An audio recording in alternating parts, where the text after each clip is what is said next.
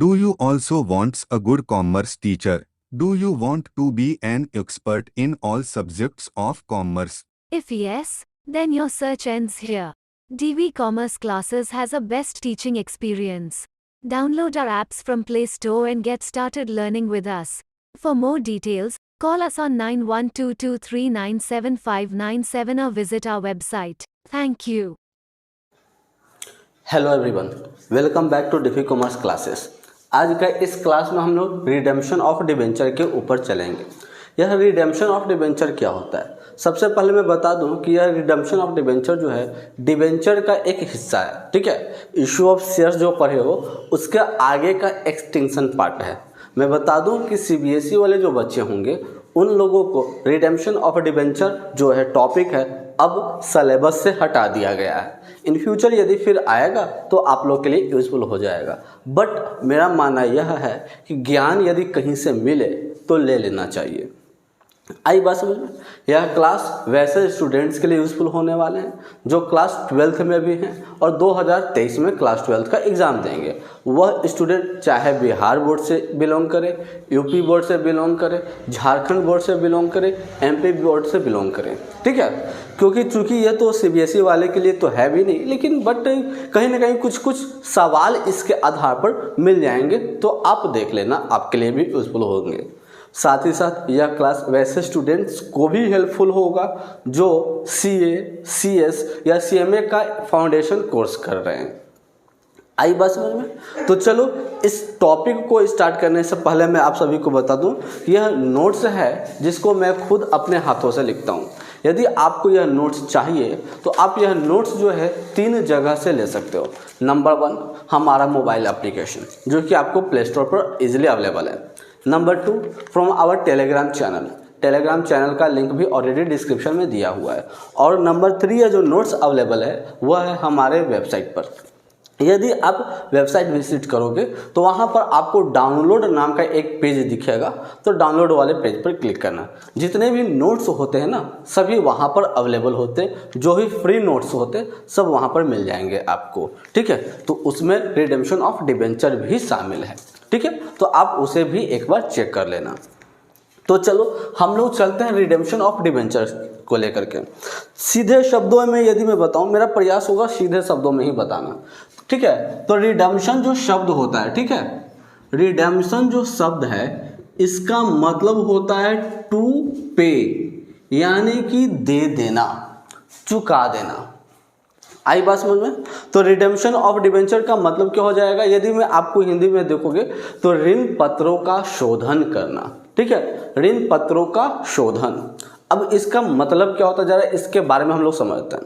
Issue of shares में issue of debenture में आपने क्या पढ़ा?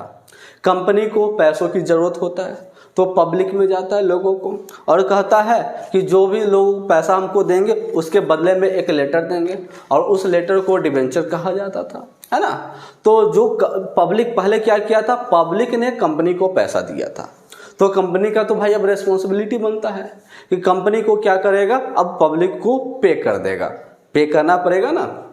तो यदि देखो अब यहाँ पर थोड़ा सा एक बात पे समझोगे, कंपनी ने पैसा लिया था तो इसके बदले में कंपनी ने तो पब्लिक को तो कुछ दिया होगा ना। क्या दिया था? डिबेंचर दिया था। जो पर्सन डिबेंचर को होल्ड किए हुए था, पब्लिक यानी कि डिबेंचर को होल्ड किए हुए था, डिबेंचर लिए हुए था, तो पब्लिक जनता को हम क्या कहेंगे? डिबेंचर होल्डर, है ना। ऋण पत्रधारी, जो ऋण पत्र को धारण कर रहे हैं ऋण पत्रधारी हो जाएंगे। तो डिबेंचर होल्डर। अब बताना, अब रिपेमेंट जो होगा यानी कि रिडेम्पशन जो होगा कंपनी किसको करेगा? पब्लिक को ही करेगा ना। अब लोगों के पास जाएगा, कहेगा कि भाई आप अपना मेरा डिबेंचर दे दो मुझे और ले लो, अपना पैसा ले लो, यही बोलेगा ना। और यही प्रोसेस को कहते हैं रिडेम्पशन ऑफ डिबेंचर। आई बात समझ में? तो चलो इस नोट्स में मैंने क्या लिखा है उसको भी मैं एक बार पढ़ के बता देता हूँ। The process of repaying debenture issued by a company is known as redemption of debenture, यानी कि एक ऐसी प्रक्रिया जहां पर कंपनी जो है डिबेंचर के बदले पेमेंट कर दे तो उसे क्या कहा जाता है? Redemption of debenture. तो बोलो इतना तक में कोई दिक्कत नहीं। मैं आप बच्चों में सभी को बता दूं कि ये जो आज का हम लोग टॉपिक चल रहे हैं, ठीक, बेसिकली इसका मोटिव जो है, उद्देश्य जो है क्लास 12th को लेकर के, ठीक है। तो क्लास 12th में बच्चे को जितना जो लेवल का पढ़ना है ना, उस लेवल पर ही हम लोग चल रहे हैं, ठीक है। क्योंकि ये टॉपिक जो है रिडेम्पशन और डिवेंचर वास्ट है, बहुत बड़ा वास्ट है, लेकिन ये तब आपको वास्ट लगेगा जब आप इसको नहीं समझ पाओगे। आई बात समझ में? तो हम लोग को फिलहाल उतने बड़े डीपली ज्ञान का होना आवश्यकता नहीं है इसके लिए, तो उतना डीपली हम लोग नहीं चलेंगे। बट हम लोग को जो इम्पोर्टेंट है, जिसकी वजह से हमारा एग्ज़ाम क्रैक हो पाएंगे, जिसकी वजह से ऐसे सवाल जो आएंगे उसको कवर कर लेंगे, तो सिर्फ वैसे टॉपिक को ही हम लोग डिस्कस कर रहे हैं। क्योंकि बहुत सारे बच्चे ऐसे भी होते हैं ना, यदि मैं डीपली चला जाता हूँ, इसके अलावा भी मैं बता दूँ, तो कहेंगे कि ये तो हम लोग को एग्ज़ाम में आएगा नहीं। कुछ बच्चे कहेंगे कि ये तो हमारे काम का है नहीं, तो इसलिए स्किप ही कर देते हैं। इसलिए सिर्फ वैसा पोर्शन को ही हमने लेकर के आया है जो आपके लिए यूजफुल होगा। आई बात समझ में? हालांकि इसके ऊपर भी आप यदि डॉक्टर एस.के. सिंह का बुक देखोगे तो इसके ऊपर भी एक लेसन बनाया हुआ है रिडेम्पशन ऑफ डिबेंचर का। आई बात समझ में? तो मैं आपको बता देता हूँ, उससे पहले जो इश्यू ऑफ डिबेंचर्स थे उसका एक हिस्सा है। तो चलो इसमें मैं आगे बात करता हूँ। तो रिडेम्पशन ऑफ डिबेंचर जो है, इसके लिए अकाउंटिंग ट्रीटमेंट कैसे होगा? रिडेम्पशन ऑफ डिबेंचर तो मतलब समझ गए, डिबेंचर्स क्या होता है, उसका रिडेम्पशन कैसे होता है, तो कैसे कैसे किया जाएगा रिडेम्पशन, अब वो देखते हैं। तो मैं बता दूं कि टोटल 6 केस है, ठीक है। कितने केसेस हैं? 6 केस हैं, ठीक है। तो चलते हैं, मैं आपको 6 केसों के बारे में बताऊंगा, ठीक है। तो चलते हैं, उससे पहले हम इसको बोर्ड को 2 हिस्सों में डिवाइड कर दिए, ठीक है। यहां पर इशू करने का और यहां पर मैं बता रहा हूं रिडेम्पशन करने का। मतलब अब जरा ध्यान से समझना, ये क्या हुआ सर, इसका मतलब अब क्या हम बता रहे हैं। कंपनी, जरा खुद सोचना, कंपनी डिबेंचर को कैसे कैसे इशू करता है। कंपनी, मेरा बात सुनो, कंपनी डिबेंचर को कैसे कैसे इशू करता है। तो कंपनी जो है डिबेंचर को, आप कहोगे सर डिबेंचर को तो कंपनी पार वैल्यू पर इशू करता है ना, तो पार वैल्यू पर। फिर उसके बाद कंपनी क्या कैसे इशू करता है, प्रीमियम पर भी इशू करता है ना। तो चलो प्रीमियम पे, उसके बाद फिर हम आगे चले तो कंपनी डिबेंचर को कैसे इशू करता है, डिस्काउंट पर। आई बात समझ में? कंपनी जो है डिबेंचर को 3 केस में इशू करता है, ठीक है। एक पार पर, एक प्रीमियम पर और एक डिस्काउंट पर। इतना तक तो कोई दिक्कत नहीं। अब रिडेम्पशंस कैसे किया जाएगा, तो मैं बता दूं कि कंपनी जो है डिबेंचर्स का रिडेम्पशंस 2 केस पर करता है। यदि मैं इशू की मैं बात करूं तो इशू कितने प्रकार से किए जाते हैं? 3 प्रकार से किए जाते हैं। पहला पार, दूसरा प्रीमियम और तीसरा जो हो जाएगा डिस्काउंट। यदि मैं रिडेम्पशंस की मैं बात करूं तो रिडेम्पशन जो है वह 2 प्रकार से किए जाते हैं, ठीक है। पहला जो रिडेम्पशंस किए जाते हैं वो पार वैल्यू पर ही, दूसरा जो रिडेम्पशंस किए जाते हैं वो आपका प्रीमियम वैल्यू पर। इसका मतलब यदि आप यहाँ से कंक्लूजन निकालोगे तो एक बात आपको मालूम चलेगा, कंपनी जो है डिबेंचर्स को पार पर इशू कर सकता है और रिडीम भी पार पे कर सकता है। एक कंपनी जो है इश्यूज कर सकता है डिबेंचर को पार पर और रिडीम कर सकता है प्रीमियम पर। इतना क्लियर। दूसरा यदि मैं बात करता हूँ, एक कंपनी जो है इश्यूज कर सकता है डिबेंचर को प्रीमियम पर, रिडीम कर सकता है पार पर, ठीक है। तो आओ इसको एक हम समझते हैं फिर से एक बार। एक कंपनी जो है डिबेंचर्स को इशू करेगा पार पर, लेकिन रिडीम भी कर सकता है पार पर। आई बात समझ में? तो ये केस 1 हुआ। यानी कि कंपनी जो है, इसका मतलब क्या हुआ, कंपनी जो डिबेंचर्स को पार पर इशू किया और रिडीम भी पार पर कर रहा है। इसका मतलब क्या हुआ, मान के चलते हैं कि कंपनी को 10 रुपये की आवश्यकता था, ठीक है। कंपनी को 10 रुपये की जरूरत था, लोगों से मांगा कि लाओ भाई देखो एक डिबेंचर है, मेरा ये डिबेंचर है, इसका दाम 10 रुपया है, आप डिबेंचर रख लो, 10 रुपया मुझे दे दो। तो इस डिबेंचर का दाम ओरिजिनल कितना था? 10 रुपया। कंपनी ने 10 रुपया में ही आपको इशू कर दिया, तो यह कहलाता है पार वैल्यू पर। कंपनी ने क्या डिबेंचर्स को इशू किया? पार पर। अब जब पैसा मांगने की बात है तो कंपनी कहेगा कि लाओ भाई ये लो, तुम अपना 10 रुपया ले लो और बदले में मुझे क्या दे दो, मेरा डिबेंचर दे दो। आई बात समझ में? तो 10 रुपया पर ही आपने को दिया भी था और 10 रुपया पे आपसे ले भी रहा है, तो यह होता है पार वैल्यू। आई बात समझ में? एक कंपनी डिबेंचर को पार पर इशू किया और पार पर ही रिडीम भी करवा लिया।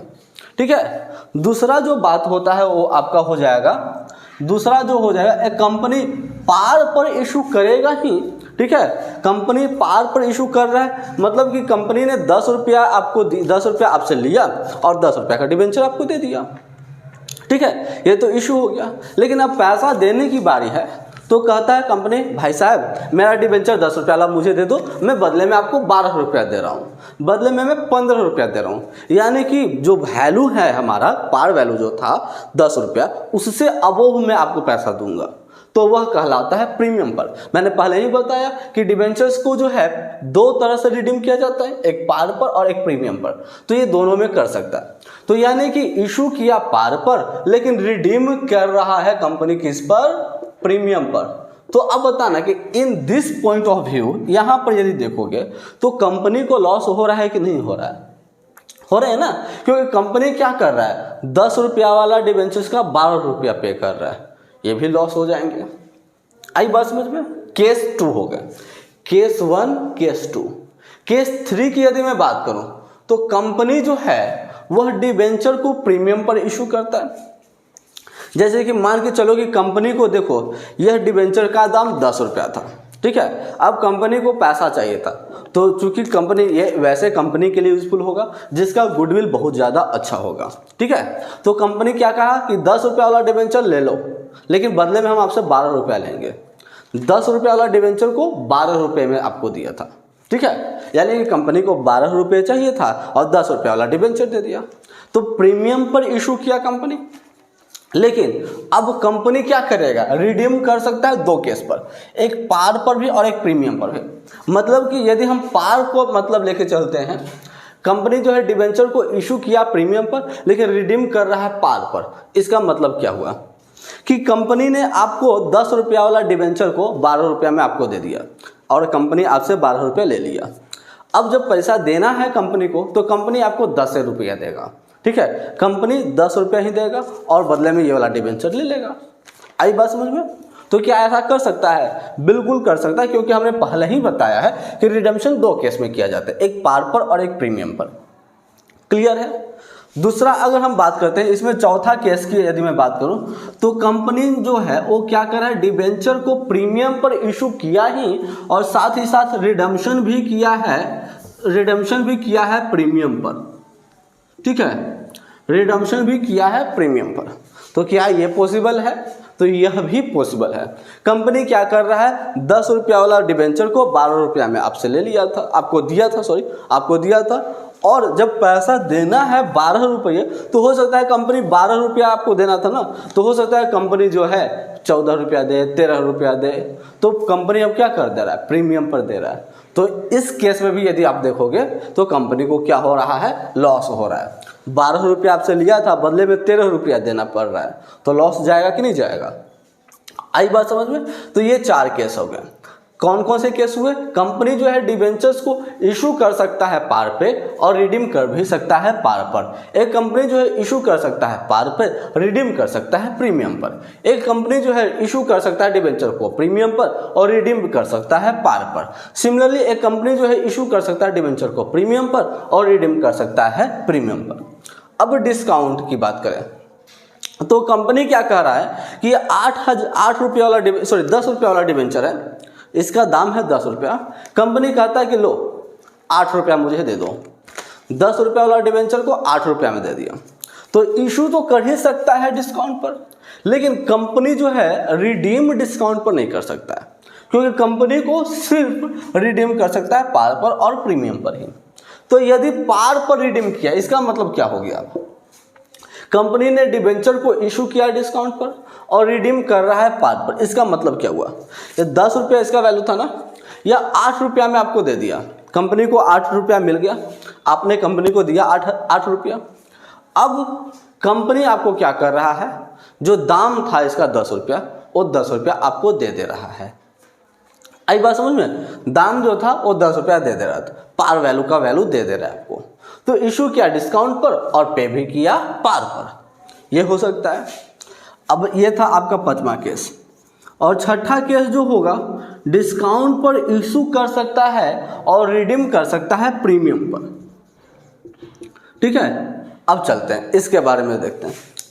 तो एक कंपनी जो है डिस्काउंट पर इशू किया, 8 रुपया में दे दिया, 10 रुपया वाला 8 रुपया में आपको दे दिया ये डिस्काउंट पर। लेकिन जब पैसा देने की बात था कंपनी को तो 10 रुपया की जगह पे 12 रुपया दे दिया, 11 रुपया दे रहा है। तो in this point of view company को फिर से लॉस गया। तो यदि आप देखोगे तो हर प्रीमियम का केस में कंपनी को क्या हो रहा है, लॉस हो रहा है। आई बात समझ में? तो यहाँ पर 6 केस होते हैं आपको अकाउंटिंग ट्रीटमेंट का, और आज का क्लास में हम लोग क्या करेंगे, ये 6 केसेस में भी हम लोग क्या करेंगे, अकाउंटिंग ट्रीटमेंट का जर्नल एंट्री देखेंगे। ठीक है, आज का क्लास में सिर्फ हम लोग ये सभी 6 केस के बारे में जर्नल एंट्री देखेंगे। ठीक है, कौन से जर्नल एंट्री किसके लिए पास किया जाएगा वो देखेंगे, और फिर नेक्स्ट जो हमारा क्लास होगा उसमें हम लोग इसके आधार पर सब को हम लोग सॉल्व करेंगे, जो कि आपका क्वेश्चन नंबर आई थिंक 27 से होगा। ठीक है, तो उसके आधार पे फिर हम लोग डिस्कस करेंगे। तो चलो हम लोग बोलो पहले इतना तक में कोई दिक्कत है, इतना में कोई दिक्कत होगा तो आप कमेंट अपना करते चल जाना। हाँ, एक बात तो मैंने आप सभी को बताना भूल ही गए, यदि आप क्लास 12th के स्टूडेंट हो और 2023 में आपको एग्जाम देना है तो हमारे मोबाइल एप्लीकेशन पर वीक जो है फ्री टेस्ट सेशन चल रहे हैं। यानी कि OMR टेस्ट 2 प्रकार के होते हैं हमारे यहाँ, एक OMR टेस्ट और एक MCQ टेस्ट। तो MCQ टेस्ट जो है क्रैश कोर्स वाले के लिए लॉक्ड है, लेकिन OMR टेस्ट जो है वो सभी के लिए फ्री में है। तो आप वहाँ से जाओ, हमारे मोबाइल एप्लीकेशन डाउनलोड करो, लिंक दिया हुआ है, और हर टेस्ट को दो। इससे आपको मालूम चलेगा आपका रिवीजन जो है वो कितना अच्छा रहा है। ठीक है, तो अब चलते हैं हम लोग ये सभी के बारे में, जर्नल एंट्री के बारे में देखेंगे। तो सबसे पहले यदि मैं बात करता हूँ, ठीक है, 1 मिनट, तो सबसे पहले यदि मैं बात करता हूं तो हम लोग देखेंगे इशू किया गया है, इशू जो है वो पार पर किया गया। ठीक है, इशू पार पर किया गया है और रिडीम जो है वह किया गया है प्रीमियम पर। ठीक है, हर सवाल के लिए देखना, हर टॉपिक के लिए देखना, 2 बात मिलेगा आपको, एक इशू किया गया और दूसरा रिडीम किया गया।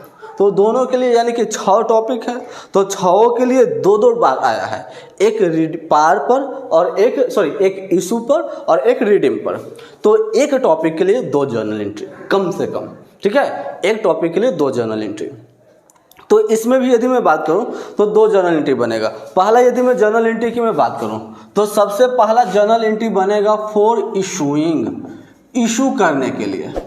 ठीक है, और दूसरा जो जर्नल एंट्री बनेगा यहाँ पर मैं बता रहा हूँ for redemption.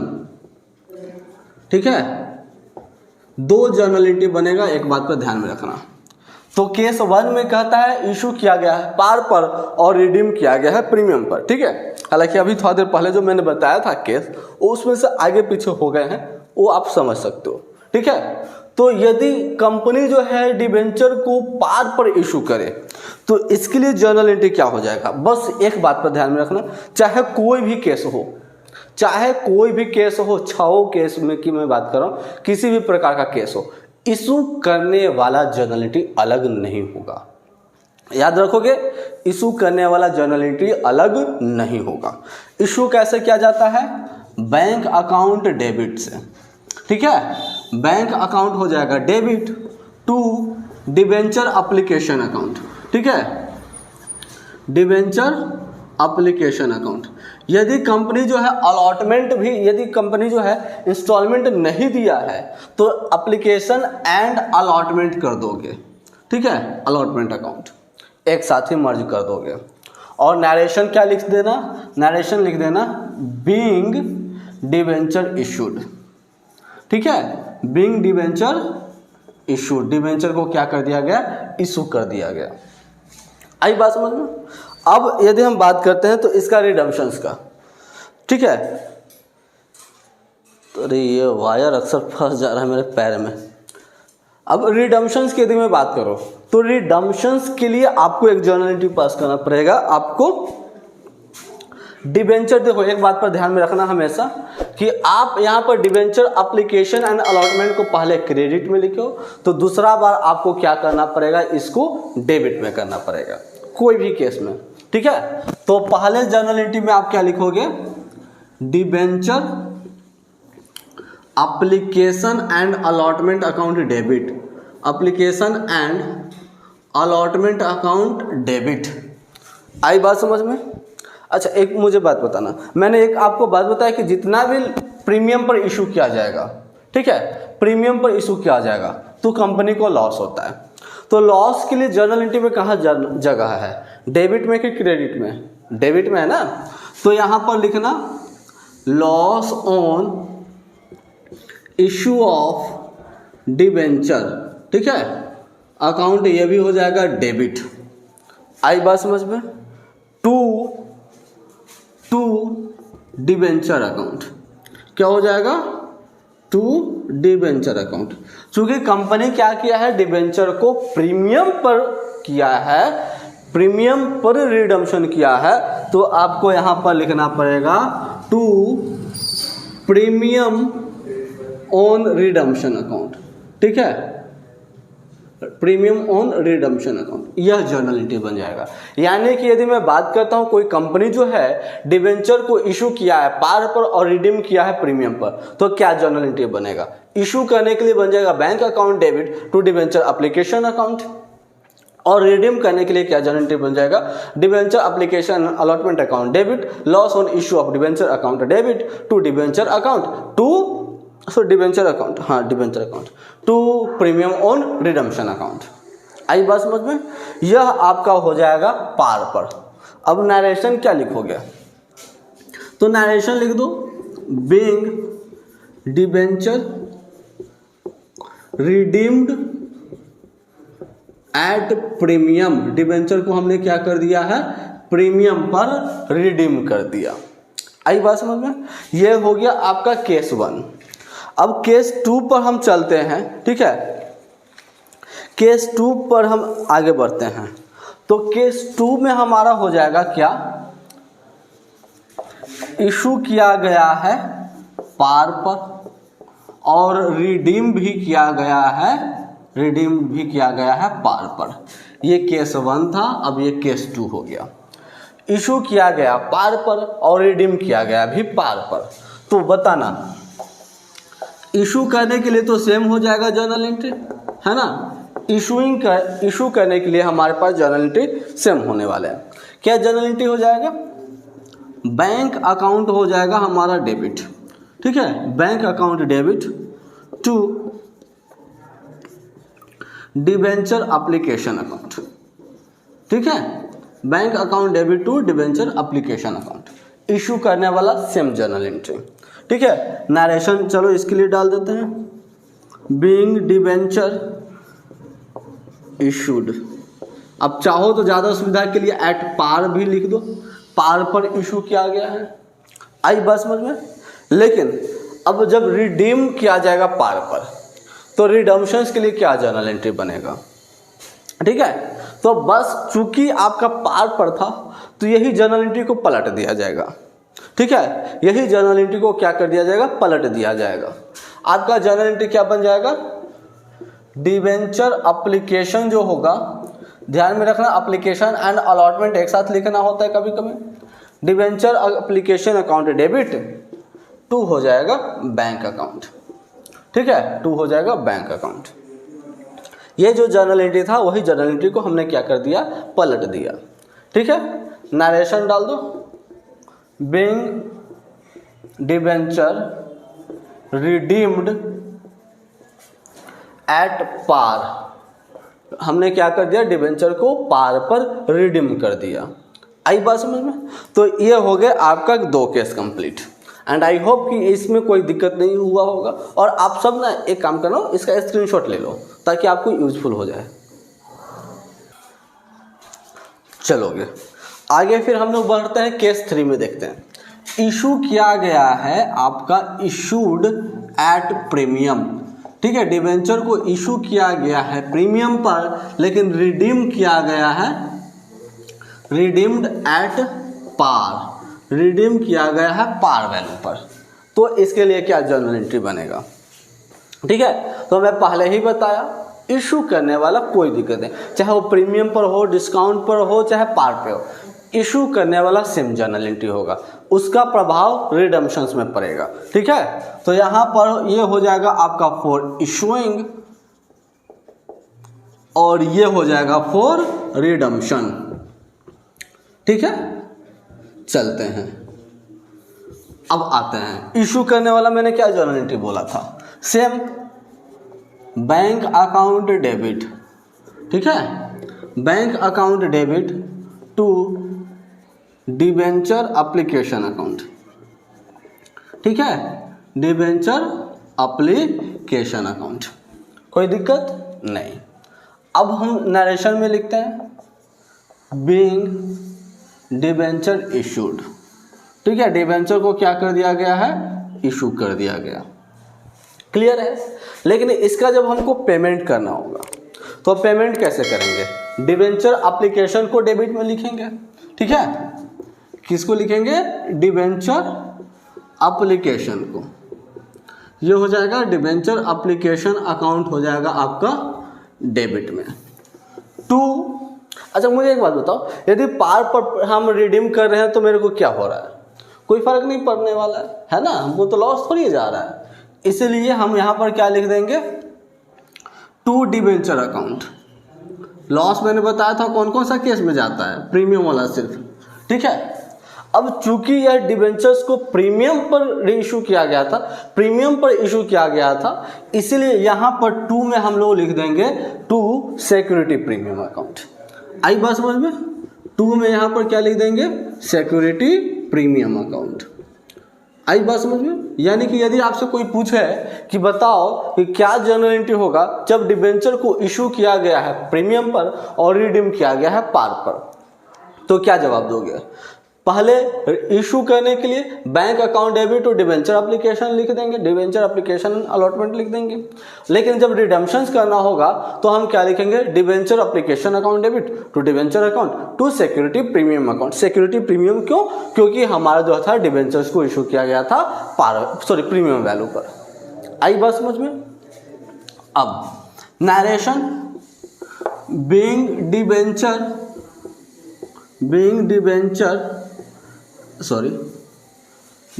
Redeemed at par. Debenture को क्या कर दिया गया, पार पर रिडीम कर दिया गया। या तो आप फिर चाहो तो आप इसके लिए दूसरा जर्नल एंट्री भी लिख सकते हो, क्या लिख सकते हो, being debenture transferred to debenture holders account, सीधे शब्दों में। आई बात समझ में। तो चलो कोई टफ दोनों में से कोई भी नहीं होगा। अब हम लोग आगे बढ़ते हैं। केस 3 बोलना, केस 3 में कोई दिक्कत है, नहीं होना चाहिए। केस 4 देखते हैं।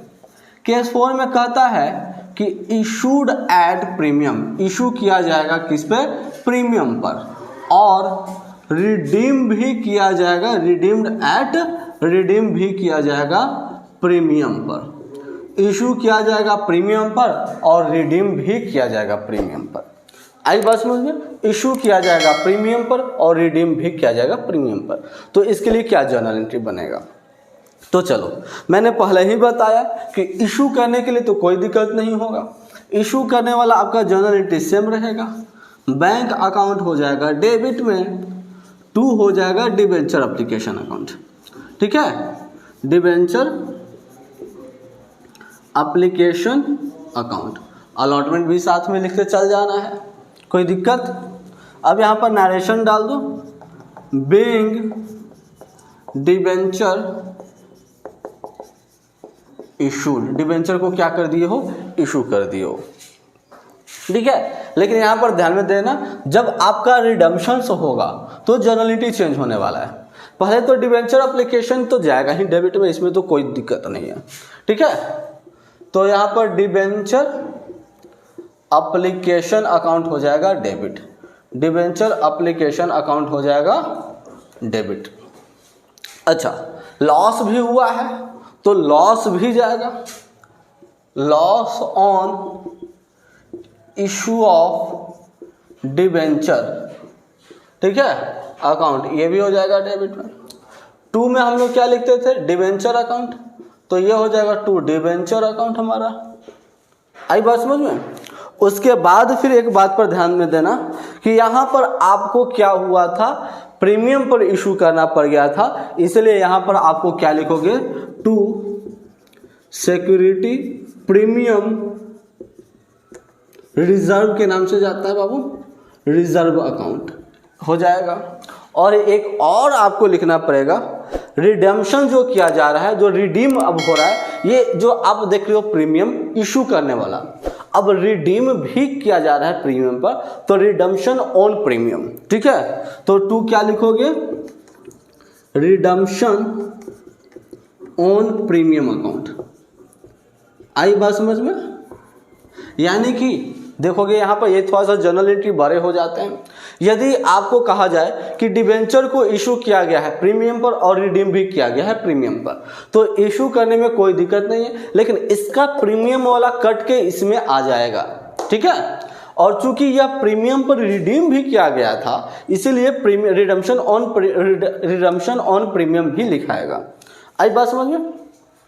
तो अब चलते हैं, यानी कि इसका मतलब क्या हो गया, जर्नल एंट्री क्या होगा।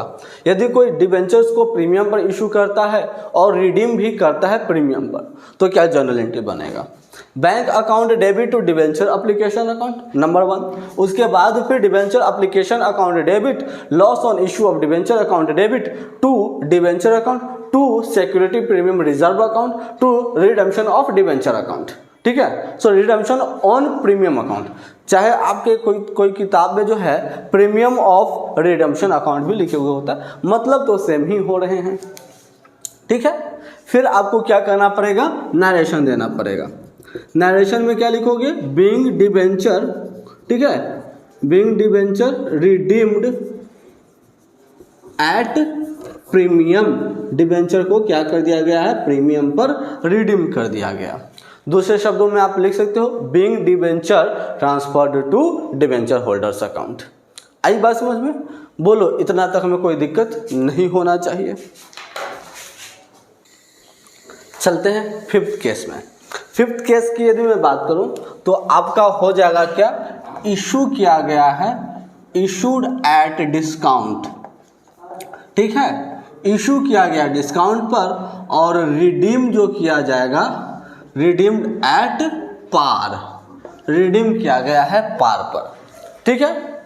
यहाँ पर ये वाला सेक्शन में फॉर इशूइंग, इशू करने के लिए, और ये वाला सेक्शन में फॉर रिडम्पशन, ठीक है, रिडीम करने के लिए, रिडम्पशन। चलो अब हम लोग देखते हैं, यदि पार पर इशू करे तो भाई पार पर, सॉरी डिस्काउंट पर इशू करे, डिस्काउंट पर इशू करे, पार पर इशू करे, प्रीमियम पर इशू करे, जर्नल एंट्री तो सेम होने वाले हैं। क्या बन जाएगा, बैंक अकाउंट हो जाएगा आपका क्या, डेबिट, ठीक है, टू हो जाएगा debenture application account, debenture application account. आई बात समझ में? नरेशन आपको लिखना पड़ेगा। नरेशन क्या डाल दोगे, बीइंग डिबेंचर इशूड, ठीक है, डिबेंचर को क्या कर दिया गया है, इशू कर दिया गया है। बोलो, कोई दिक्कत नहीं होना चाहिए। अब यदि डिबेंचर को डिस्काउंट को इशू किया गया था और रिडीम किया जा रहा है पार वैल्यू पर, तो मुझे बताना, सबसे पहले तो आपका डिबेंचर एप्लीकेशन को तो डेबिट में जाएगा ही, ठीक है, तो डिबेंचर एप्लीकेशन जाएगा, डिबेंचर एप्लीकेशन अकाउंट जो है वो जाएगा। अच्छा एक मुझे बात बताना तो जरा, जर्नल एंट्री में डिस्काउंट कहाँ होता है, डेबिट में कि क्रेडिट में? डेबिट में होता है ना, तो यहाँ पर हम कहाँ पर लिखेंगे, डेबिट में लिखेंगे। Discount on issue of debenture, ठीक है, discount on issue of debenture, इसको भी हम क्या कर देंगे, डेबिट कर देंगे, ठीक है। और पार पर, चूंकि यह पार पर रिडीम किया गया था, इसलिए यहाँ पर हम क्या लिख देंगे, टू डिबेंचर अकाउंट, ठीक है, टू डिबेंचर अकाउंट। बोलो कोई दिक्कत? यदि डिबेंचर को इशू किया गया है डिस्काउंट पर और रिडीम किया गया है पार पर, तो क्या जर्नल एंट्री बनेगा? Bank account debit to debenture application account, ये इशू करने वाला, और रिडीम करने के लिए डिबेंचर एप्लीकेशन अकाउंट डेबिट। बस एक बात पर ध्यान देना, पूरी जर्नल एंट्री में एक बात पर ध्यान देना कि यहाँ का जो क्रेडिट था वही डेबिट में जाता है। इसमें यदि डिस्काउंट पर इशू किया था तो डिस्काउंट जर्नल एंट्री के डेबिट साइड होता है, डेबिट साइड लिखेंगे। प्रीमियम पर इशू होता है तो प्रीमियम जर्नल एंट्री में क्रेडिट साइड होता है तो क्रेडिट साइड लिखेंगे। चूंकि पार पर रिडीम किया गया है तो यहाँ पर हो जाएगा डिबेंचर अकाउंट। आई बात समझ में? अब यहाँ पर आपका नरेशन हो जाएगा, being debenture redeemed at par, debenture को हमने पार वैल्यू पर रिडीम कर दिया। दूसरे शब्दों में आप इसका जर्नल एंट्री ये भी लिख सकते हो, being debenture transferred to debenture holders. आई बात समझ में? और आज का हम लोग का लास्ट जो केस है जो है आपका इशूड एट डिस्काउंट, जो इशू तो करेगा डिस्काउंट पर लेकिन रिडीम करेगा किस पर? रिडीम करेगा जो है वो प्रीमियम पर। आई बात समझ में? रिडीम करेगा वो प्रीमियम पर। तो सबसे पहला जो जर्नल एंट्री आपका बन के आएगा वो क्या आएगा? इशू करने के लिए बैंक अकाउंट हो जाएगा डेबिट में, टू हो जाएगा आपका डिबेंचर एप्लीकेशन अकाउंट। ठीक है, bank account debit to debenture application account, इसमें तो कोई दिक्कत नहीं है। नरेशन में आपको लिखना पड़ेगा बीइंग डिबेंचर इशूड, डिबेंचर को आपने क्या कर दिया है? इशू कर दिया। आई बात समझ में? अब चलते हैं, यदि आप इसको प्रीमियम पर रिडीम कर रहे हो, ठीक है, यदि आप प्रीमियम पर रिडीम करोगे तो जर्नल एंट्री क्या पास करोगे? डिबेंचर एप्लीकेशन को डेबिट में लिखना है, ठीक है, डिबेंचर एप्लीकेशन को डेबिट में लिखना है, डिबेंचर एप्लीकेशन को डेबिट में लिखना। यदि प्रीमियम पर इशू कर रहा है तो कंपनी को लॉस भी तो हो रहा है ना, तो यहां पर क्या लिखोगे? Loss on issue of debenture, ठीक है, डेबिट टू डिबेंचर अकाउंट, तो यहां पर हो जाएगा टू आपका डिबेंचर अकाउंट। टू चूंकि ये रिडीम किया जा रहा है प्रीमियम पर तो आपको क्या लिखना पड़ेगा? रिडेम्पशन ऑन प्रीमियम अकाउंट, ठीक है, रिडेम्पशन ऑन प्रीमियम अकाउंट, ठीक है। रिडेम्पशन ऑफ प्रीमियम लिखो या तो फिर प्रीमियम ऑफ रिडेम्पशन भी लिख सकते हो, प्रीमियम ऑन रिडेम्पशन के नाम से भी लिख सकते हो, कोई फर्क नहीं पड़ेंगे, ठीक है। नरेशन डाल देते हैं, being debenture redeemed at premium. अब इसका मतलब क्या हुआ जरा समझो, ठीक है। इसका मतलब क्या है? डिबेंचर को प्रीमियम पर रिडीम किया जा रहा है तो debenture application account debit, loss on issue of debenture account debit to debenture account to redemption of debenture account. अब यदि इसको हम तोड़ते हैं तो तोड़ने के बाद हमको क्या मालूम चलेगा? डिबेंचर एप्लीकेशन ये वाला हमारा चला गया, लॉस जो था हमारा जो है, जब चूंकि डिबेंचर को प्रीमियम पर इशू किया गया तो लॉस होता है, वो लॉस गया। डिबेंचर में ट्रांसफर तो होता ही है और साथ ही साथ कम जो प्रीमियम पे हम रिडीम किए थे इसलिए रिडम्पशन ऑन प्रीमियम भी लिख दिए, चाहे आप इसको प्रीमियम ऑन रिडम्पशन के नाम से भी लिख सकते हो। आई बात समझ में? ये 6 केसेस थे और ये 6 केसेस के बारे में बनाना जो है न्यूमेरिकल जो है क्वेश्चंस के साथ हम लोग सॉल्व करेंगे नेक्स्ट क्लास में। एंड आई होप कि आपको ये 6 केसेस में कोई दिक्कत नहीं है, एक बार स्क्रीनशॉट ले सकते हो, ठीक है। तो इसके बारे में जो हम लोग नेक्स्ट क्लास जब चलेंगे तो उसमें हम लोग इसके बारे में क्वेश्चन आंसर बनाना स्टार्ट करेंगे। तब तक के लिए रुकते हैं, मिलते हैं नेक्स्ट क्लासेस में क्वेश्चन नंबर 27 के साथ। तब तक के लिए goodbye, take care. Do you also want a good commerce teacher? Do you want to be an expert in all subjects of commerce? If yes, then your search ends here. DV Commerce Classes has a best teaching experience. Download our apps from Play Store and get started learning with us. For more details, Call us on 9122397597 or visit our website. Thank you.